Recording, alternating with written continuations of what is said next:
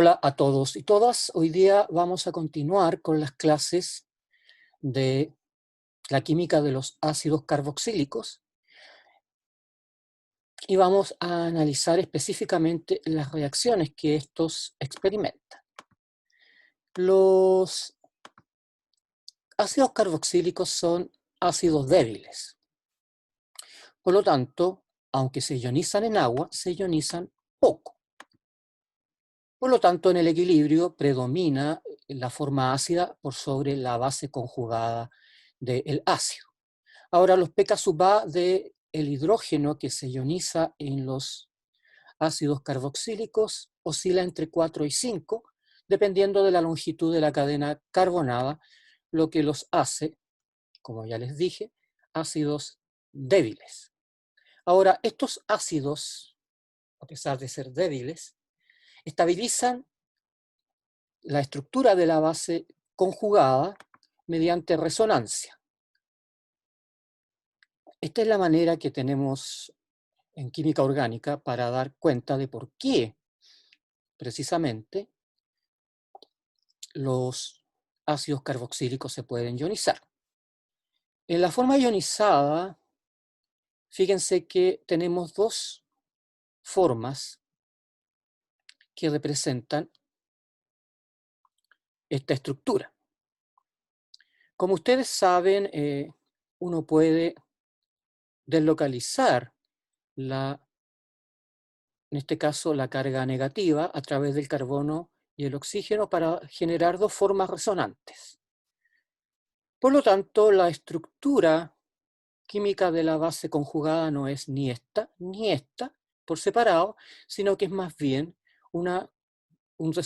el resultado de las dos estructuras que al combinarse generan esta forma donde precisamente la deslocalización de la carga negativa se muestra en la línea punteada. Entonces es la generación de estas estructuras resonantes de las bases conjugadas las que explican precisamente que un ácido carboxílico se pueda ionizar. Ahora,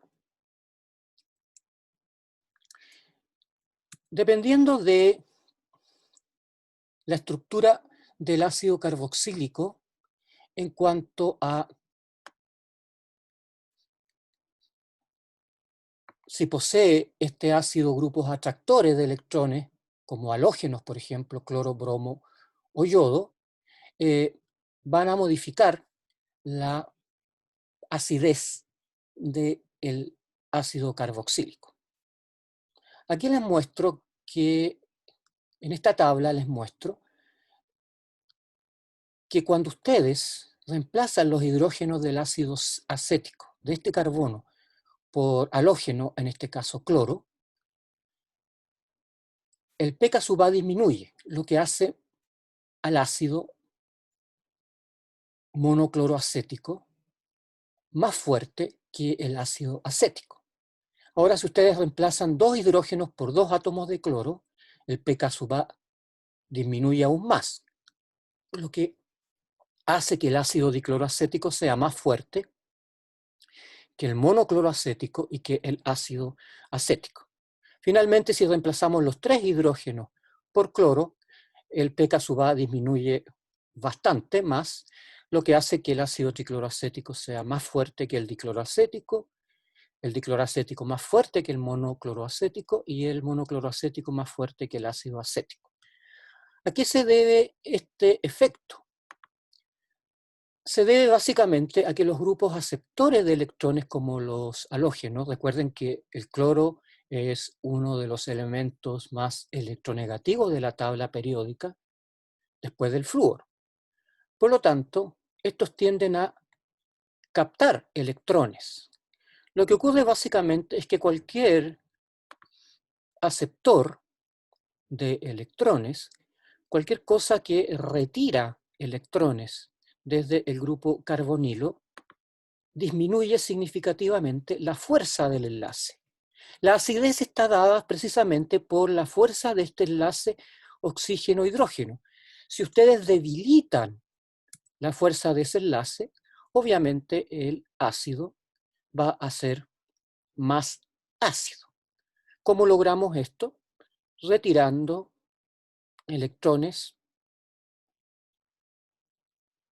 por ejemplo, como les mostré aquí anteriormente, agregando átomos, reemplazando a los hidrógenos por cloro, lo que hace que el radical sustituyente retire electrones del grupo carboxilo, debilitando el enlace oxígeno-hidrógeno. Esta es la manera más simple que hay de entender por qué los aceptores de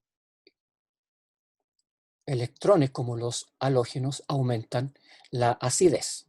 De alguna manera estabilizan la base conjugada, ¿no es cierto?, del ácido. Al revés de los aceptores de electrones, los grupos dadores de electrones disminuyen la acidez. Ustedes saben que los radicales de tipo alquílico son dadores de electrones. Comparten, le entregan electrones a los carbonos vecinos. Y si ustedes comparan la acidez, por ejemplo, del ácido acético con la del ácido fórmico, se van a dar cuenta inmediatamente que el ácido acético es más débil que el ácido fórmico. ¿A qué se debe esto? Se debe a que precisamente el efecto dador de electrones que tienen los radicales alquílicos y que se transmite a través de los átomos vecinos, carbono-oxígeno, refuerzan el enlace oxígeno-hidrógeno. Por lo tanto, cuesta más romper este enlace y el ácido se hace menos ácido. Como consecuencia, el ácido acético va a ser un ácido más débil que el ácido fórmico. Si alargamos la cadena, este efecto se observa con mayor fuerza todavía. Por ejemplo, en este caso, en el caso del ácido propanoico, tenemos el efecto de estos dos átomos de carbono que son dadores de electrones, le dan electrones al grupo carboxilo. Y esto se manifiesta en un incremento del pK sub A, lo que indica que este ácido, el ácido propanoico, es menos ácido que el ácido acético. En el caso del butanoico no se observa este efecto en forma tan destacada como cuando comparan ustedes la acidez del fórmico, del ácido fórmico, del ácido etanoico y del ácido propanoico. Otra cuestión importante en la que me interesa hacer hincapié es que los ácidos carboxílicos son mucho más ácidos que los alcoholes correspondientes. Si ustedes comparan el pK sub A del metanol, del etanol, del propanol y del butanol, todos alcoholes, resulta que varían entre 15,5 y 16,1. Este es un valor mucho más grande que el pK sub A que muestran los ácidos carboxílicos. Esto hace en realidad que los alcoholes, y aprovecho para volver a insistir en esto, los alcoholes no se ionizan en agua. Eso implica que los alcoholes no se comportan como ácidos en agua debido a que tienen pK sub A muy grandes. El otro tipo de reacción que experimentan los ácidos carboxílicos es la de neutralización. Si ustedes hacen reaccionar un ácido con una base, como el hidróxido de sodio, el grupo hidroxilo va a reaccionar con el hidrógeno para formar agua y el ácido, al perder el hidrógeno, se transforma en este compuesto que los químicos orgánicos llaman sal.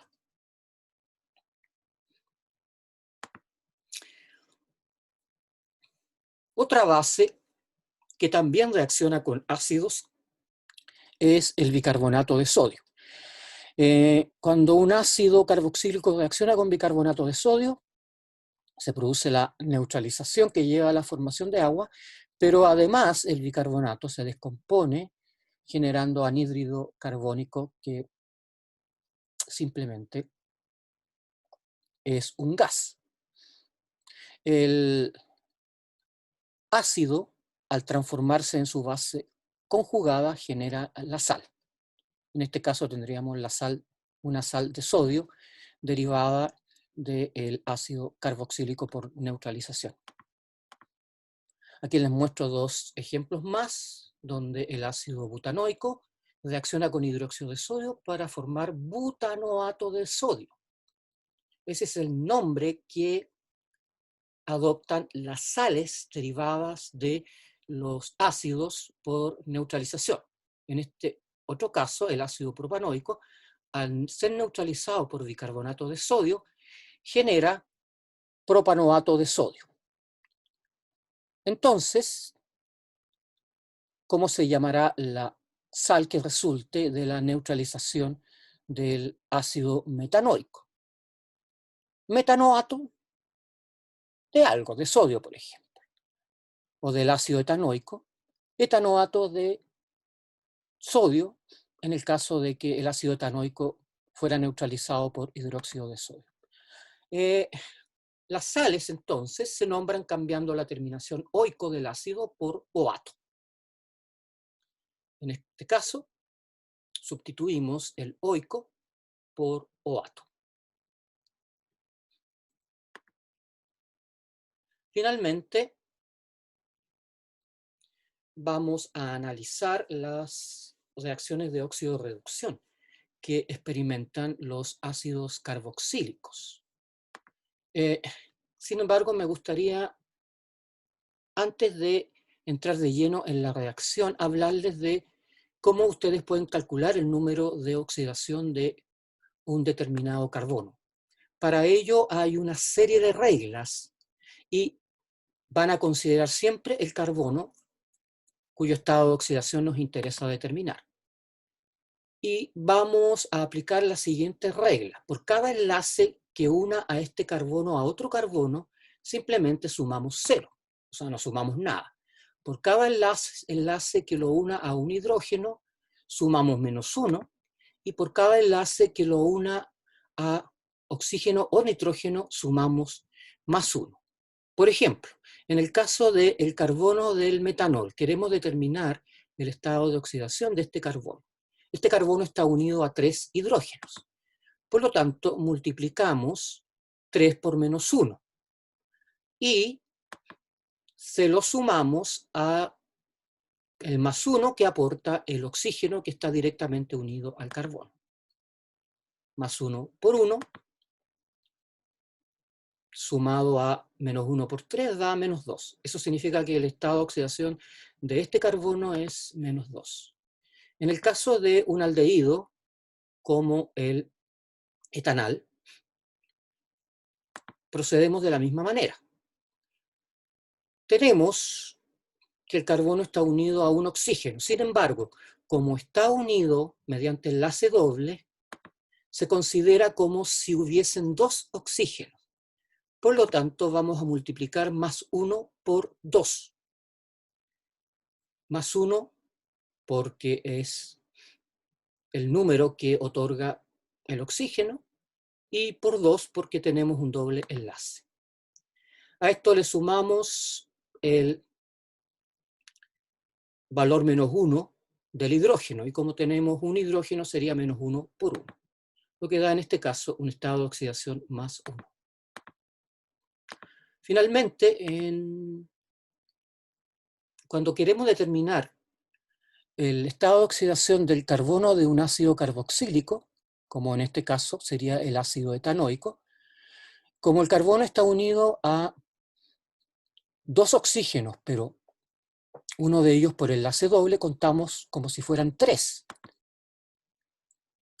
Y como este carbono está unido a otro carbono y el carbono vale 0, el estado de oxidación del carbono en el ácido carboxílico va a ser de más 3. Ahora, no se olviden de esta regla porque les va a servir en algún momento. En química orgánica, entonces, la oxidación la consideramos como la ganancia de oxígeno o la pérdida de hidrógeno. Estas dos cosas dan cuenta de una oxidación.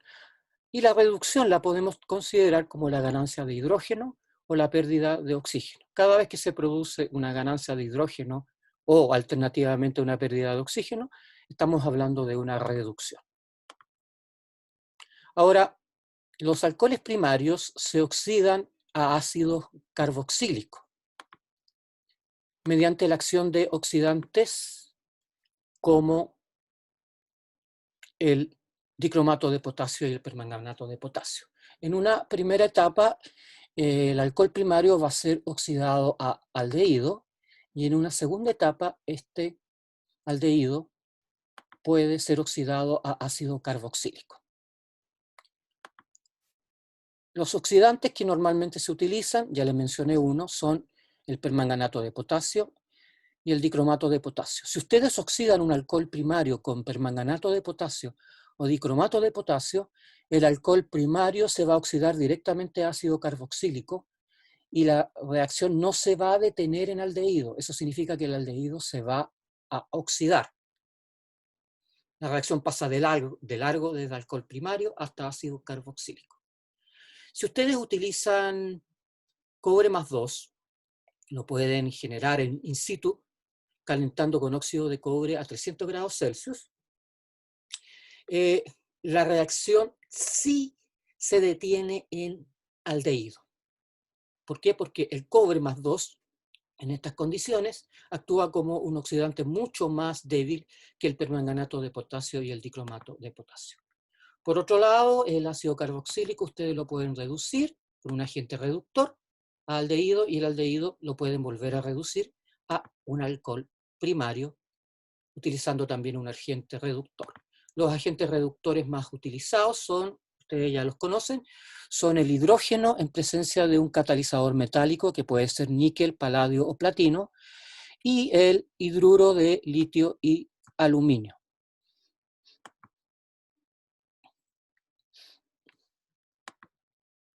Por ejemplo, si ustedes toman etanol, lo pueden oxidar directamente por la acción de permanganato de potasio a aldehído.